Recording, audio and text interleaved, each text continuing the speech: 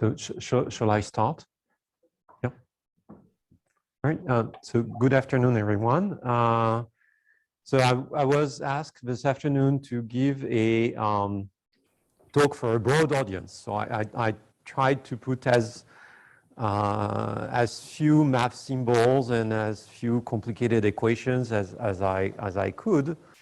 And I'm not really going to talk about any of my recent research during this. Instead, since we are at the Newton Institute, I just wanted to show a little bit how the Newton's ID are still used today in math, and how many of the questions that you can ask following his own writing are still completely unanswered. So that's a little bit the idea. I'm going to put a few images as well. So that's right. This is the Principia. This is the very famous book that Newton published, where the camera is there. Thank you.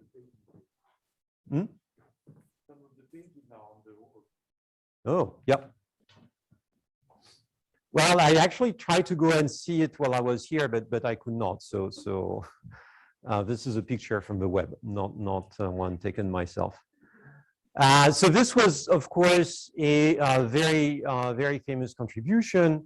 I'm not a historian of mathematics or physics, so I will not try to determine exactly what was the big new ideas that Newton himself brought, what was already relatively or well or poorly understood at the time, right? Instead, I'm going to focus on two books there, book 1 and book 3. And book 1 introduces what we would today call Newton's law of dynamics. So the fact that I cannot mute people, sorry. The fact that the mass times acceleration is the force. And book 3 introduces what we now call the law of gravitation. And when you put those two books together, what this does for the first time, it allows to explain the dynamics of basic celestial objects. And in Newton's times, that mostly meant the solar system, so something like that. And of course, they didn't know many planets yet. And as I'm going to explain today, the same laws are still used to understand celestial dynamics, except nowadays we mostly think of much larger scales, such as explaining the formation of galaxies or galaxy clusters. All right, so I imagine that most of you have seen this many times, right? So this is the combination of the law of dynamics. So we consider a certain number of celestial objects, right? And I'm going to index them from 1 to n. And then what Newton tells you is that the main thing you need to know if you want to track the movement, the position of those objects, is you need to know the position of their center of mass, and you need to know the velocity of the center of mass. And then you have the very famous second order system, right? Derivative of the position is equal to the velocity. Derivative of the velocity is the acceleration times the mass, it's equal to the force. And here, this is the gravitational attraction. So it's this very famous, again, square inverse law of attraction that tells you that the gravitational force acting on one object is the sum of the gravitational attraction from all objects around it. And each of those attractions is parallel to the distance, to the difference between the center of masses, and proportional to the inverse square of the distance. And you can generalize that in any dimension. Newton wrote it in dimension 3, right? So this is going to be the basic system that I'm going to talk about for the next 15 minutes or so. And even though it is elementary, at least it looks elementary for us now, I will remind you or explain to you why it still has a few surprises for us in store in the years to come. To stay with this introduction, right, the first thing that one has to emphasize here is that it is second order in time. So the second derivative of a position is equal to the force. And that was relatively new for the time. And there was this idea that I'm not sure it was called like that in Newton's day, but today we call that Aristotelian Dynamics, which would be instead first order, right? So the derivative of a position is equal to the force. And in many of our own world, it's a little bit more natural because if I throw something like this, right, it's stopping relatively fast because there's a lot of friction. But as I don't remember who told me this joke once, so I'm sorry if it's someone in the audience and I cannot give you credit. Someone told me the big difference is that Newton, at least, was probably going ice skating once in a while. And that's a case where, of course, friction now becomes very, very low. And you realize that in order to stop, you actually need to exert yourself a force in the opposite direction. And that's indicated as a second order dynamics and not a first order.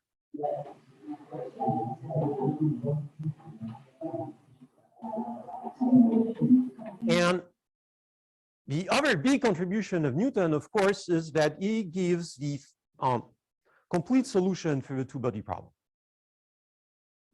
And now this is a calculation through which most of us suffered at some point or another in our college year, right? And it's a fun one if you want, because it's actually not that easy to do. So what you immediately do is you realize that the center of mass of the two-body problem doesn't move, so you only need to consider differences. And then instead of having an equation on two-body, you have a sort of equation on just one body through the new coordinates. And now you need to solve explicitly something like that. And that requires a little bit of cleverness in the calculations.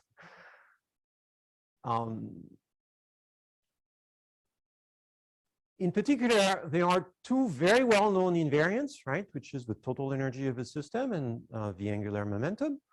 The angular momentum is what tells you that if you start, that you will stay in the plane formed by the relative velocity and the relative position. So that this is essentially a planar 2D calculation and not a 3D calculation. But here's the first surprise that I'm guessing many of you are aware of. There is another invariant in this system.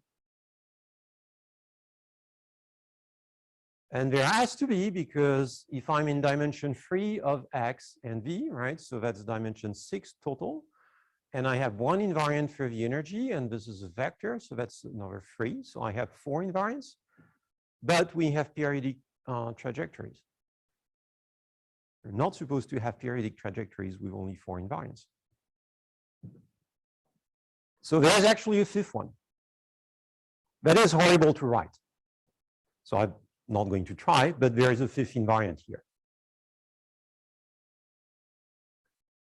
And so in that respect, even for us today, right, the fact that the trajectories are periodic is not at all obvious. And by the way, as some of you who did a bit more of rational mechanics than others know, this is a key feature of the square inverse attraction. So if I were to change the power here, I would not have periodic trajectories anymore.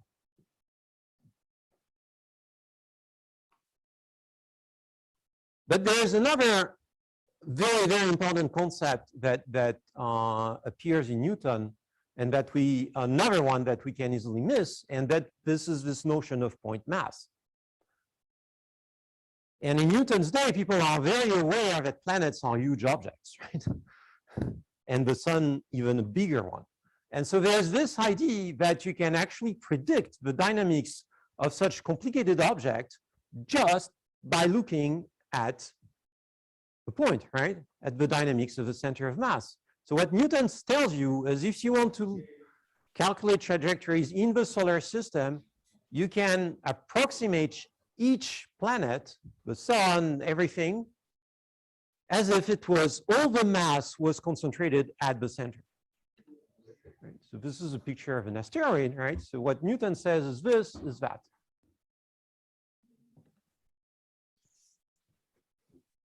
And that's another very remarkable idea. This is what will give rise to all our many particle multi-agent system that we are now using. And by the way, there are two reasons for this, right? The first one is another nice feature of the Poisson equation that actually, if an object is spherically symmetric, or at least if the density has rotational invariance inside, then yes, the force, the gravitational force created by this object is actually equal. It's an algebraic relation to the force that would be created by a point mass at the center. So you have this nice algebraic miracle. But again, not everything is a sphere, or, you know. The other reason is, of course, the distances between objects through the solar systems are so much larger than their size. So we can neglect the size, right? And here we find the sort of first notion that there are microscopic scale in the system, and that you can sort of neglect those microscopic scales to get something that is a lot simpler. And so here, let's see if that works.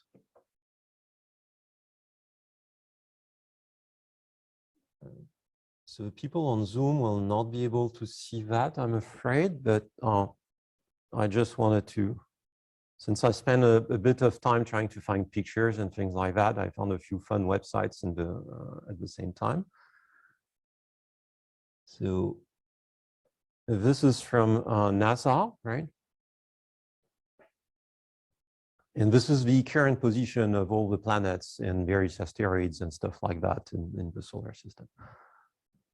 And it's at scale, right? So in particular, the size of the sun that you see here at the center, anything else is just looking like a dot, but the size of the sun that you can see at the center here is actually the size of what it looks like with respect to the dimension of the rest.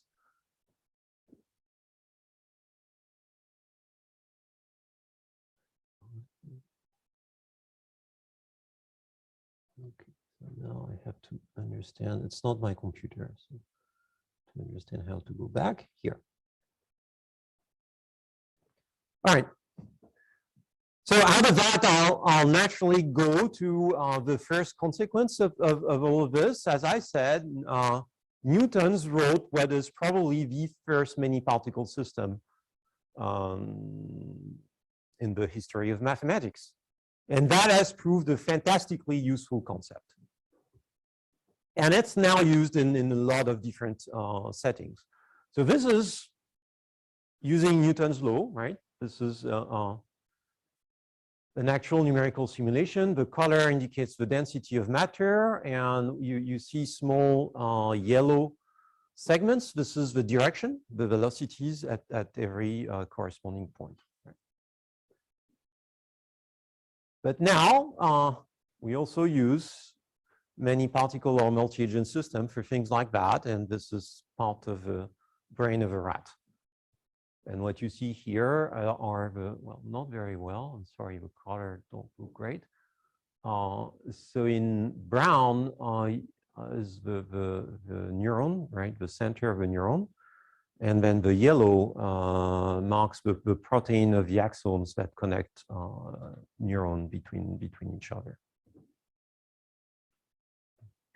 And this has been so popular that it's now used everywhere, basically. And here is a non-exhaustive list of all the type of settings where you now find this type of many-particle system.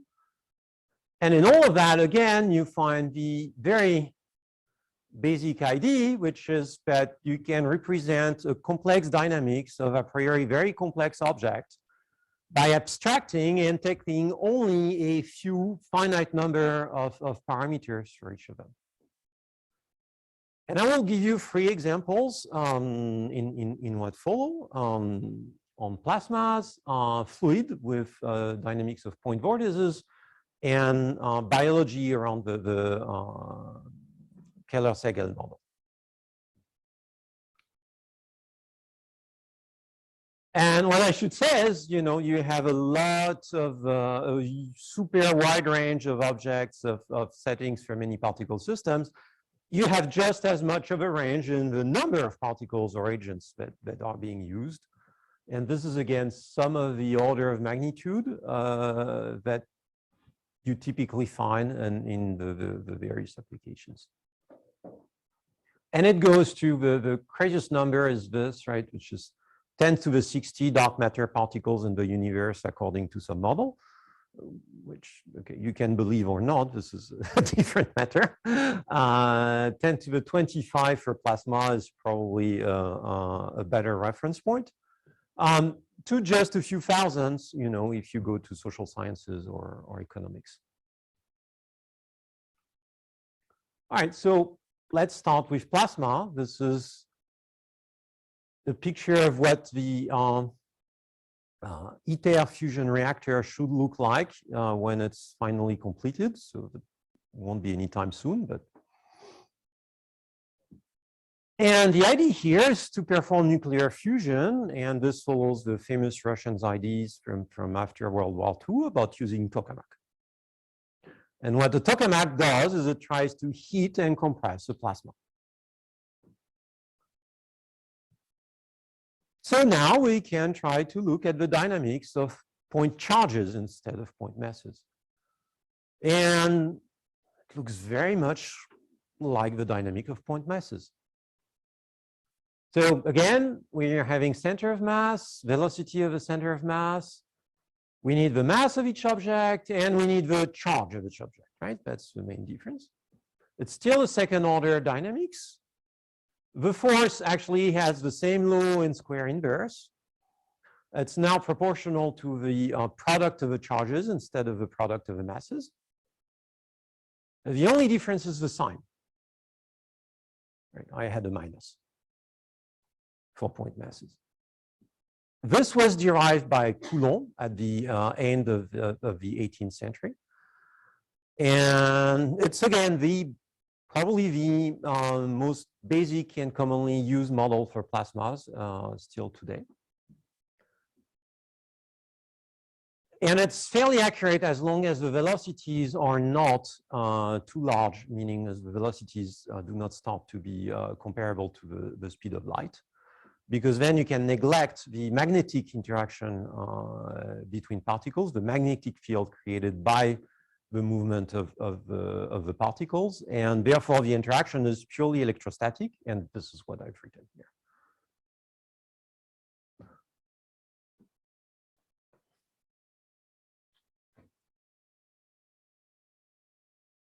Now here's a different example. This is an experiment, probably just done to produce a nice picture, I should say, but.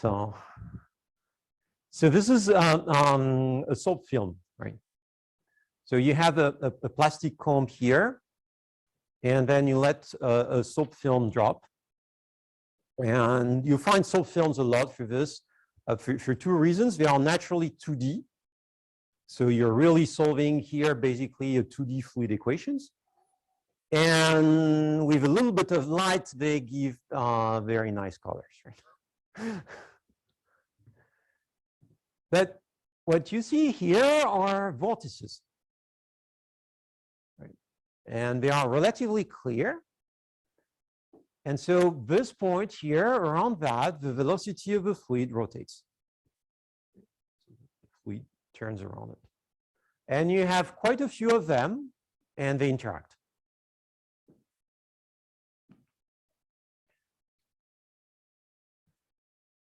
And this is a very well-known, another very well-known model that we can write relatively easily using the Biot-Savart law. And the Biot-Savart law tells you that the velocity created by a point vortex, right, in a fluid, something like this. And here the perp is just the rotation by 90 degrees. We're in dimension 2, right? So there's no confusion. And this was probably the first recognized example of many-particle system. So now we can get to this equation. What does that say? It says that the center of the vortex evolves according to the velocity of the fluid created by all the others. This is it. And this was a system of equation introduced by Helmholtz in the mid-19th century with the specific goal of having a lot of vortices. So this is why I'm saying this is probably the first real example of many-particle system, in the sense that Helmholtz wanted to have many particles. And this was done with a purpose. I mean, in Helmholtz's terms, I think he's speaking of turbulence. Today, we would probably be more careful when mentioning turbulence, and just talk about singular behaviors in fluid or something like this.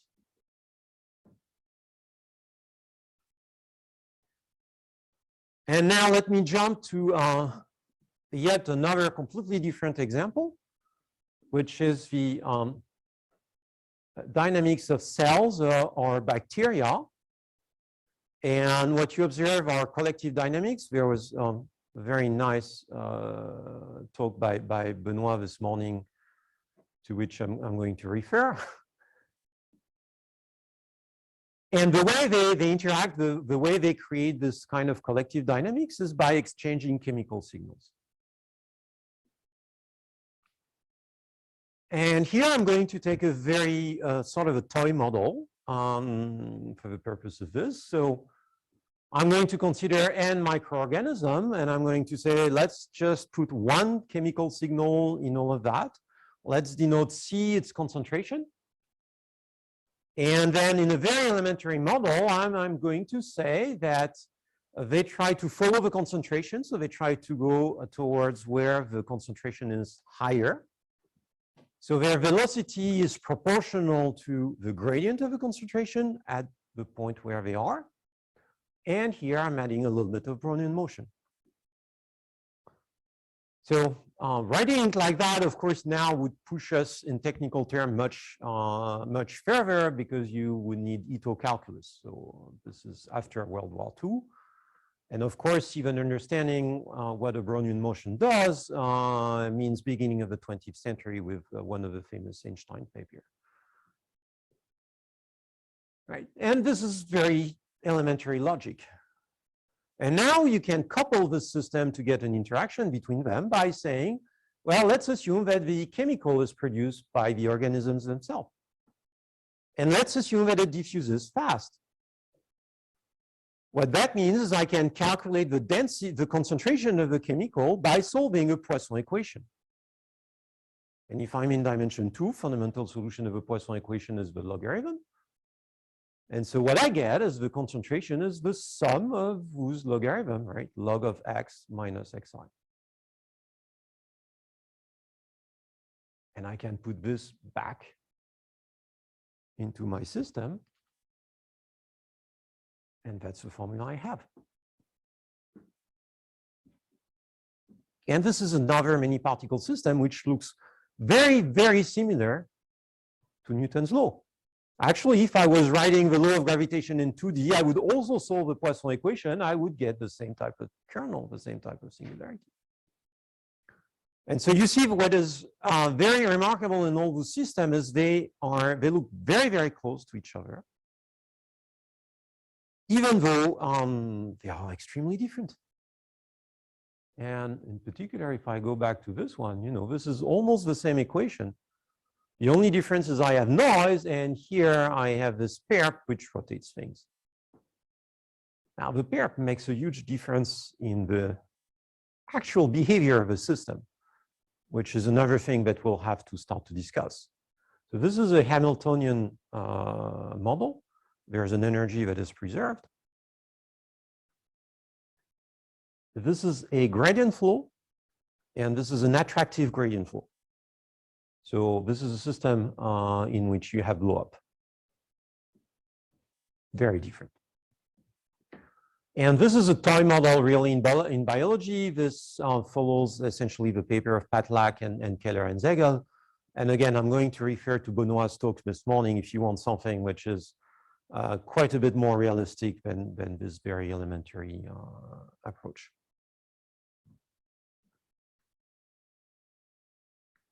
So let's start a little bit about what we don't know in those systems. And here I'm not going to look to any other mini-particle system. So let's go back to the original system with Newton's law. Right, so it's that.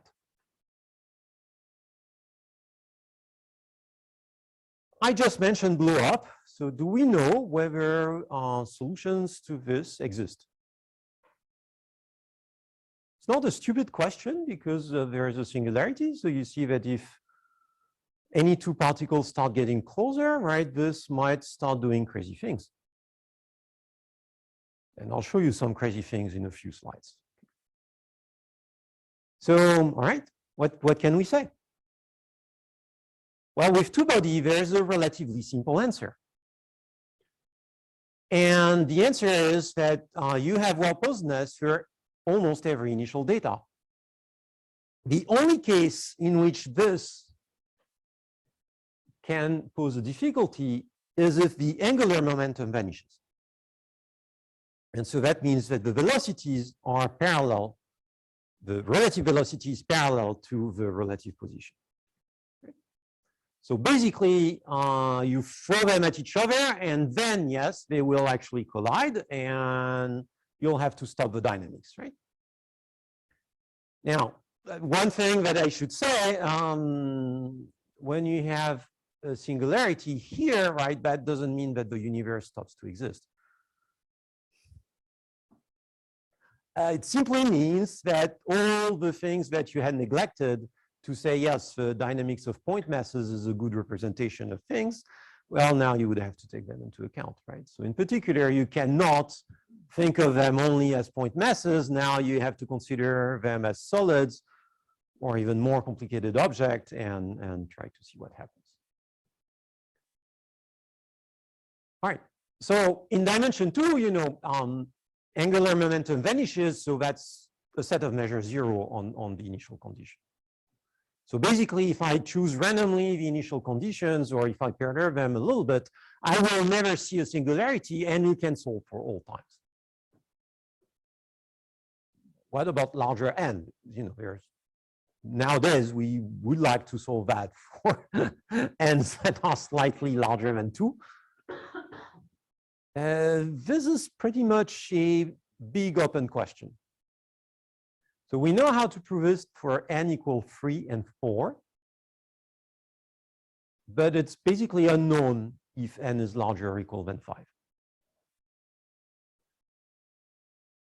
And I put a few references here, and I will explain what's going on with that in the coming slide. So this is something I don't know how to do. So if you take 9 planets or 8 planets, depending on how you count Pluto plus the sun, right? And you choose random initial condition, I cannot tell you that you will have a solution for all time with probability 1.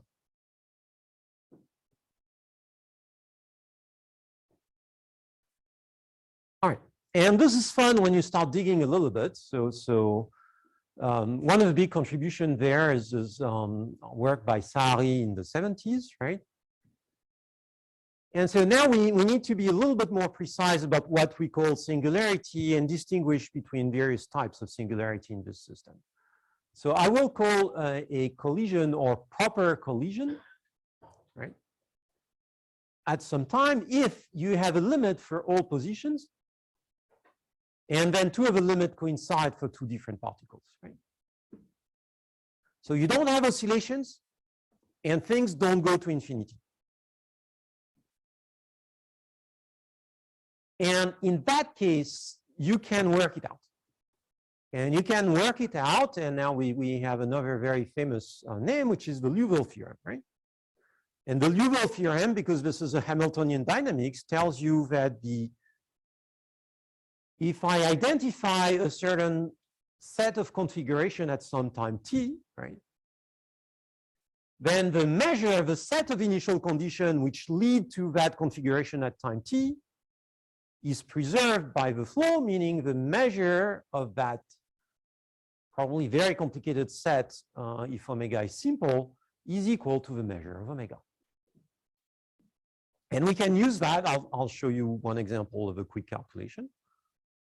We can use that to control the probability of proper collisions. Unfortunately, or fortunately, because in a sense that's a lot more fun, there are other types of collisions that exist. For n larger than 5, actually n larger than 4, but we know that they are not likely for n equal 4. All right, so let's do a quick attempt so that there's at least the embryo of the math calculation in this talk. So let's try to control an easy free particle collision, right? So two particle collision, I believe I can control because I'm going to use the angular momentum of the two particles and track that back down by essentially showing that I have a perturbation of the explicit solution found by Newton. So the next step is, well, if I don't have two, let's do free. All right, so I have, you know, x, I, j, k, and they are going to collide at some time. So let's take a small time just before where they are at a distance of epsilon, okay? And let me assume that they are roughly of the same distance for the purpose of making my calculation a little bit simpler. All right, so at t epsilon, I have a pretty precise configuration. If I want to control its size, the only thing that I'm missing is I need to know what are the velocities. Because configuration is configuration in phase space, so position and velocities.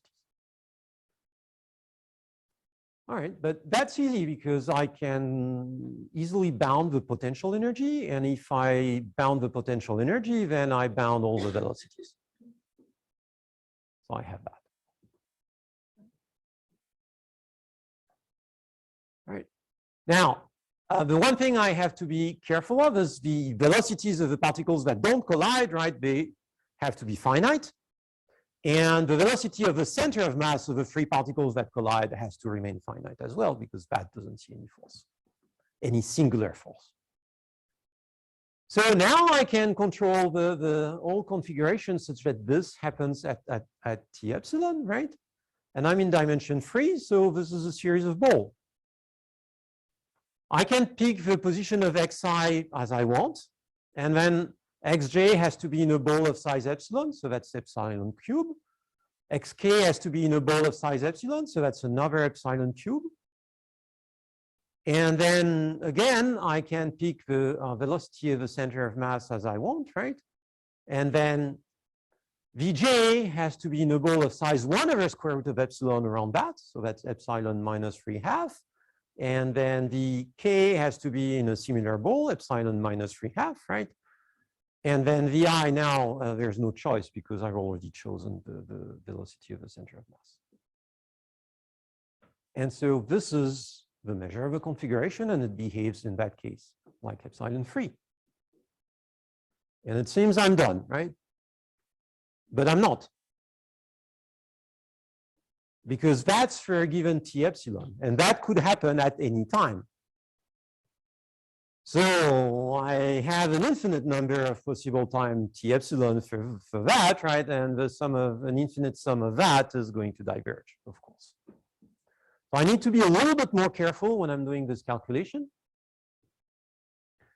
And I need to realize that if this happens, right? So here I'm summarizing what I had from the previous two slides, the inequality. If I have that, then in a small interval of time around t epsilon and an interval of time of size epsilon 3/2, I still have the same control on the position, and I will still have the same control on the velocity. So now I can redo the same calculation, and now I don't have a finite number of time because I only need to take time ti that are discrete. But instead of having epsilon free, I need to multiply by the number of discrete time that I have. So I need to multiply by epsilon minus 3/2. So the final bound here is epsilon 3/2.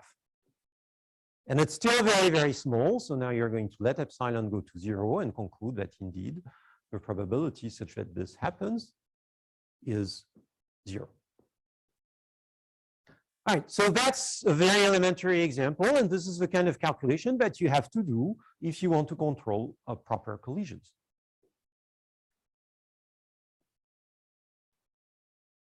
And so this is basically the picture that I have, xi, xk, xj, right? And then instead of just looking at this configuration, right, I have to move back the respective position using the velocity, and so I end up in a slightly bigger ball, but of course I'm only doing that for a time that is small enough so that the size of a bigger ball is proportional to the size of the smaller one. All right. Now let's go to another fun fact. Let's get away from proper collisions and let's talk about the Pain-Levé conjecture. And the Pain-Levé conjecture is another fun thing. And it is the following. Can we send in finite time one of the point mass to infinity? At least one. Now, if we knew how to do that in the solar system, right, that would be great because we could send a probe to infinity in finite time. And of course, there's, special relativity. So, all right, to the speed of light in finite time, right? It will still be extremely useful.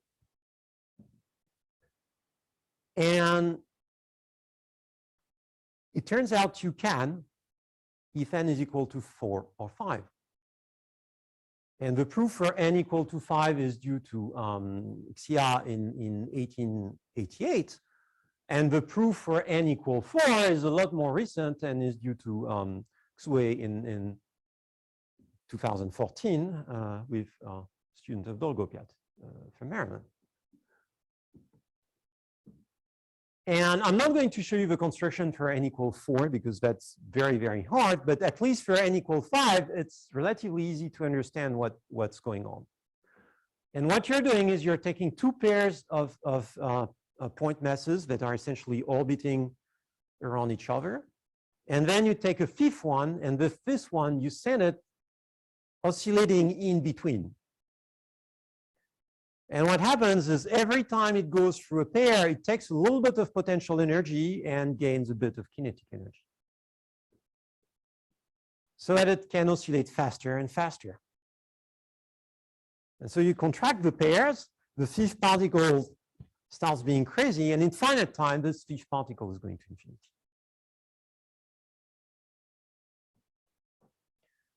Now, of course, you can't easily create a situation like that in the solar system, right?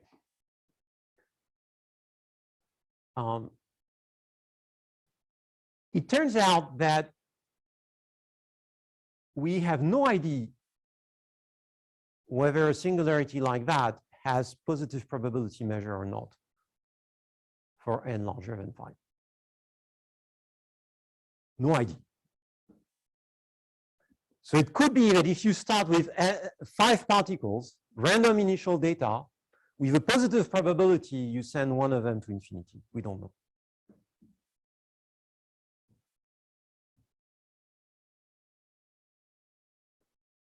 You see, these are still very fun equations. Huh? Now, let's jump to another type of calculations, which is using Newton's law in astrophysics. And this is still a very, very big thing nowadays. The reason it's still a very big thing is essentially if you have large velocities, you can easily incorporate spatial relativity. You just use momentum instead of velocity, and then you change the first equation using the speed of light. And at large scales, or at least at some large scales, the universe really looks flat. So if you want to study what it does at those scales, you actually don't need the full general relativity by Einstein. So this is still a very important field of research. The main problem here, and now we bifurcate from the previous example, the main problem is we have a huge amount of particles that we need to put, right? If you look at a galaxy, the Milky Way, for example, it's around 100 billion stars. And, you know, galaxy clusters, you are going to be thousands, sometimes tens of thousands of galaxies. So that's another order of magnitude. And this is not it. You know, most of the matter in the universe is composed of either intergalactic gas, right, or dark matter. The current estimate is 1% stars and stuff like that, 9% intergalactic gas, 90% dark matter. And here I go back to my crazy 10 to the 60 dark matter particle in the universe. So numerically, this is an extremely challenging problem. And let me show you what people are actually able to do. So this is what I think is considered the best such calculation so far. So it might be obsolete in not too far, but as of today, it's supposed to be the best, right? And it's done by the Abacus Summit team. You can look them up online. There's a list of people that have been involved in that, and I'm citing some of them. And this is what it looks like once you put everything all together. This is extremely large scale. They have close to 10 to the 14 particles, right? If you try to do that on a rainy English afternoon on your laptop, right, maybe you'll reach 10 million, maybe 100 million if you're very, very good. If you're doing a 1D model like Kuramoto, well, I can probably push it to 1 billion. But that's it, right? This is incomparably harder. And the problem when doing things like that, right, is if you're just doing a direct simulation, you have to calculate those sums, right, for each particle. And you have n terms in each sum. So you have to calculate n terms for each particle, and you have n particles. That's n square calculations per time step. If you do it like that, you are doomed. So there's a lot of clever method that you have to introduce, right? This is not just putting everything on a parallel calculation on a big computer. And they mostly follow the idea of the fast multiple method that were introduced in the 80s by late 80s by Gringard and Rocklin. And if you do that correctly, you can essentially gain one full order in terms of the number of calculations.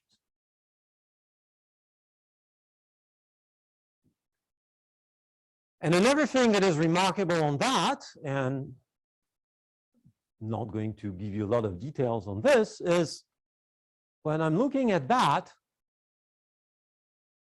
right, with roughly almost 1 million billion particle, right?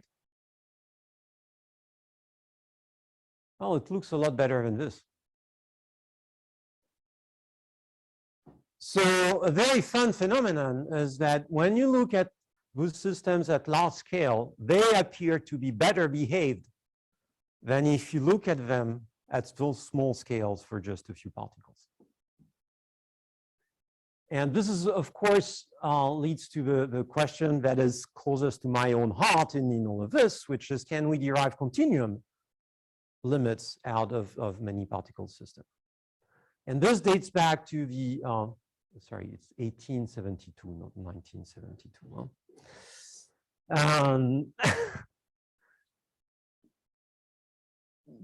To the fundamental notion of a derivation of kinetic equations that appeared in the 19th century, first the equilibrium by Maxwell, and then the entropy, the Boltzmann equation by Boltzmann, right?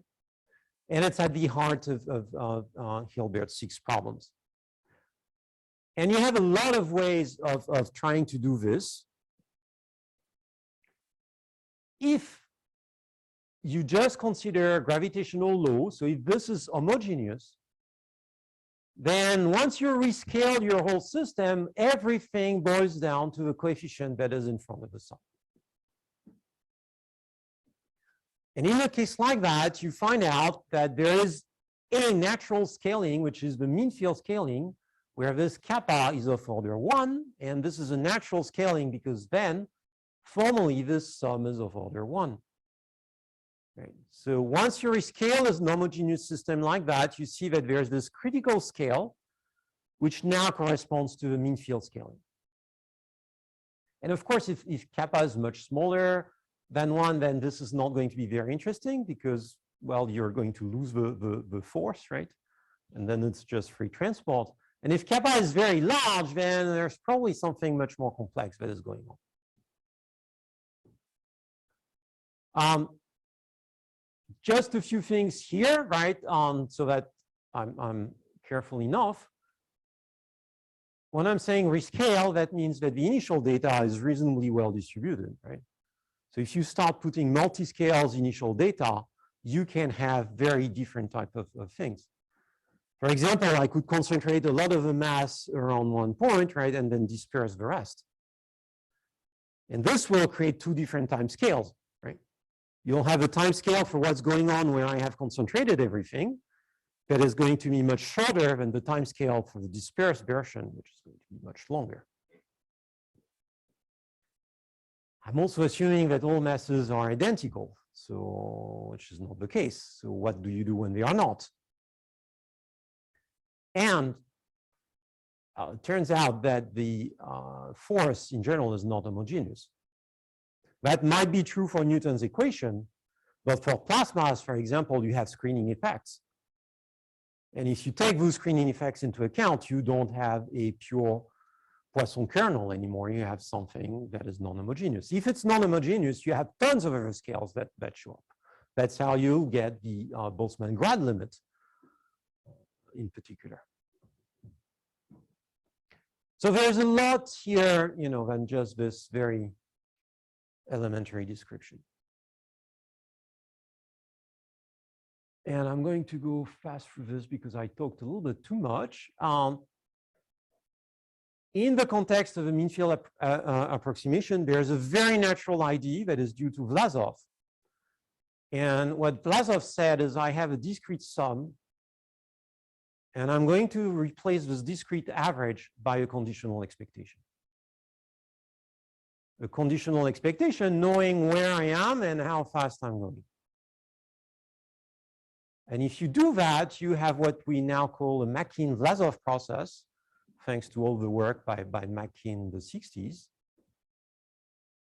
And this is an extremely simple system, contrary to what it looks like. The reason it is extremely simple is those conditional expectations break the dependence between the trajectories of a particle. So now in this system, and if you take IID initial distribution, which why not, then the solution remains IID. And so this now gives you a PDE, which is the famous Lazov equation. And that, of course, will have nice, smooth behavior. And that can help explain why at large scale, what we solve actually looks so much nicer than when you're looking at it for just a few particles.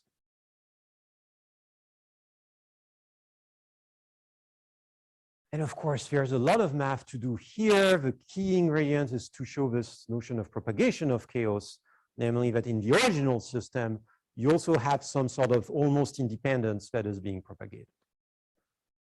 And I'm going to skip all of this. There's a lot of literature on that I'm not going to go over.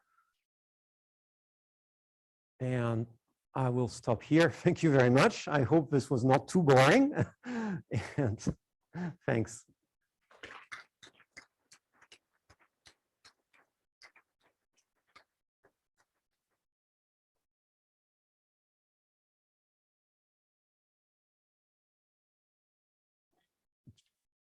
I don't know if there are questions. Just don't ask me the construction of the finite time blow up with 5 particles. Okay, I don't know how to do it.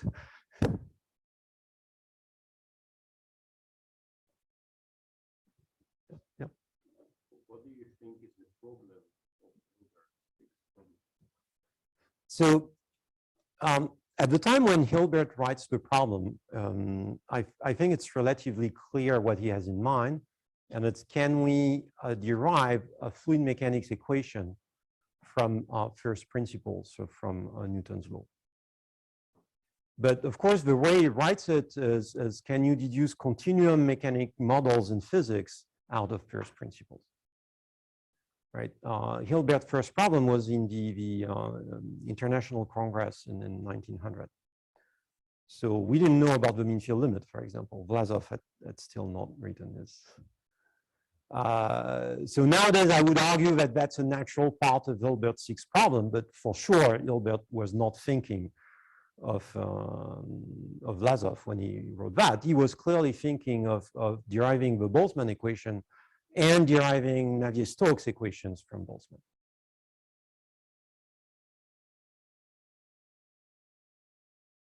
So actually, I have two questions relating this sort of idea of accelerating the particle to infinity. Yes.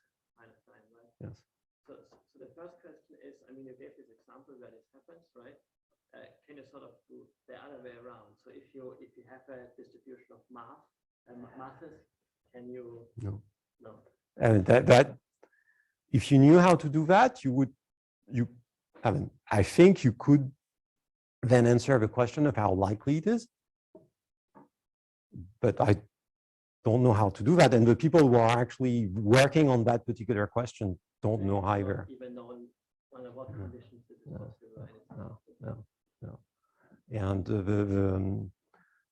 you can read the papers, and there's a nice summary also by Sari and Xia that is relatively readable.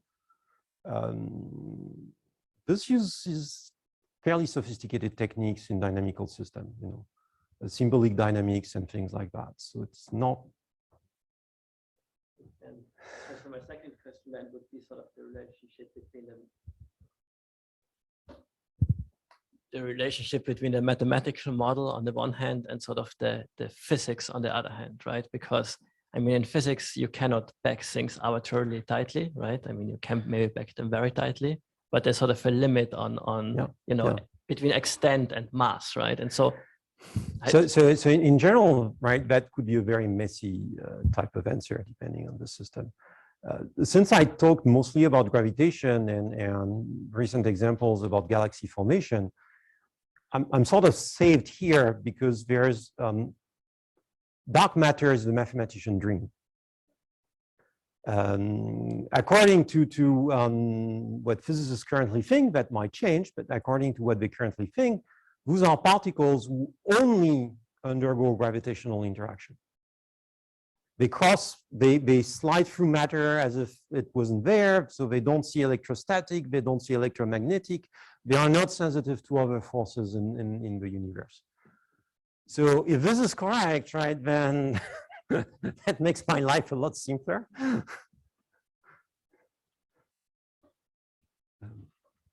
thought that in the 18th century, Lagrange or possibly some other French mathematician argued for the stability of the solar system by some kind of perturbative treatment. Yes. Presumably that wasn't particularly conclusive, but do you have any comments on that?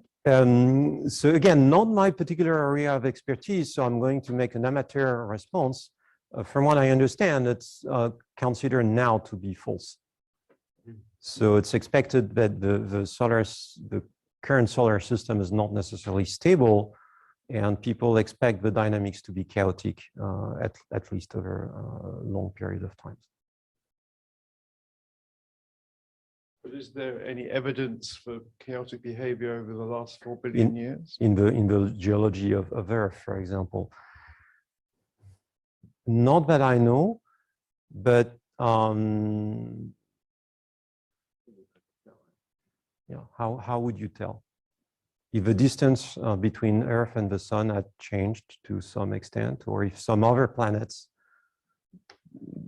trajectory of Earth could have remained the same, and then some other planets done something crazy, right? Where they would have swapped, that's a conjecture, yes. But we wouldn't find that in the geological record, right? So. In your opinion, why is Boltzmann equation so much more difficult than Lasse? Is it because of some physical problem there, or it's just a mathematical superconstruction? Well, I think it's both.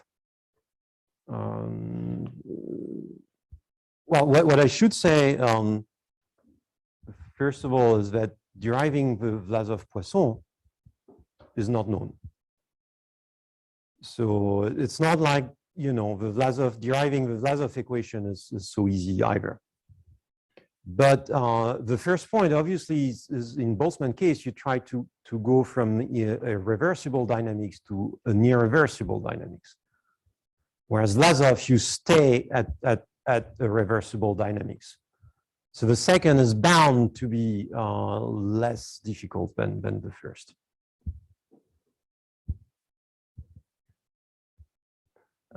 Finding out why the Boltzmann entropy does what it does,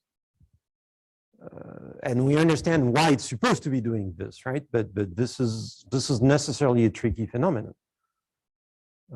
It means that you're pushing down information about the initial distribution of particles and velocities, and then you're pushing it into small scales that you will not see at the time scale that you're going to look at. But this formation of small scales and tracking them down, this is going to be much harder than finding a mean field limit where you would expect the dynamics of everyone to remain at the same scale as what you had when you started. Although the Lasse equation for true Coulomb potential. This is unknown. Yeah, maybe quite tricky. The only thing I know how to do, and we did it a month ago, we know how to derive Lazov-Poisson-Fokker-Planck for the Coulomb case. So if you add diffusion, now I know how to do it. But without diffusion, or if you put Newton's law and not Coulomb, right? So attractive instead of repulsive, I don't know.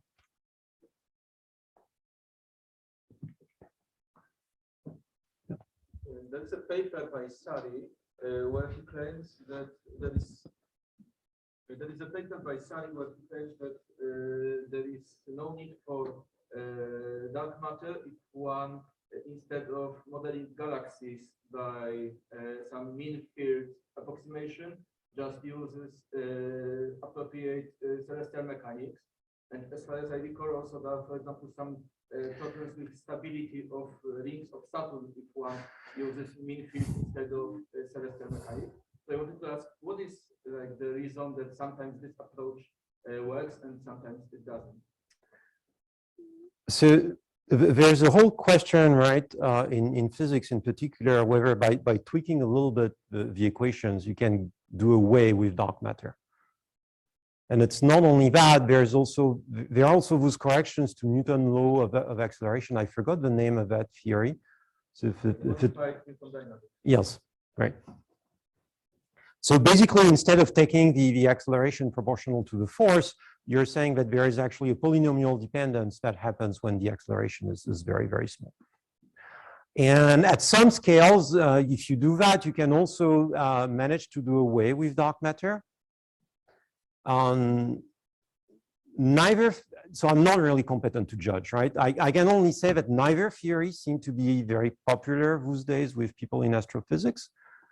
The consensus, from what I understand, seems to be that if you want to look, this only works at some very particular scale, and if you look at other scales, anyway, you need dark matter.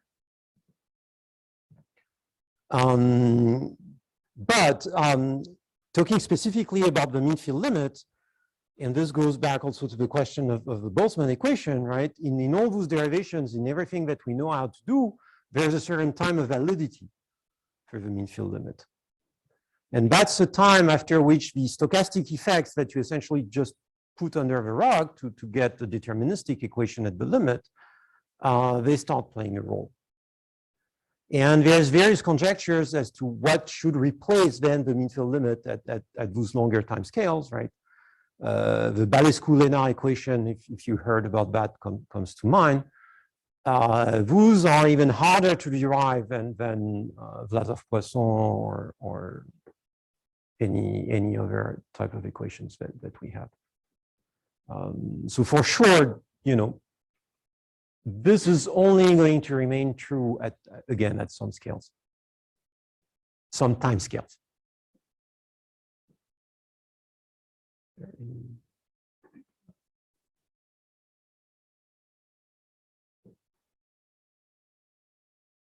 Well, I think we're good. Thank you again.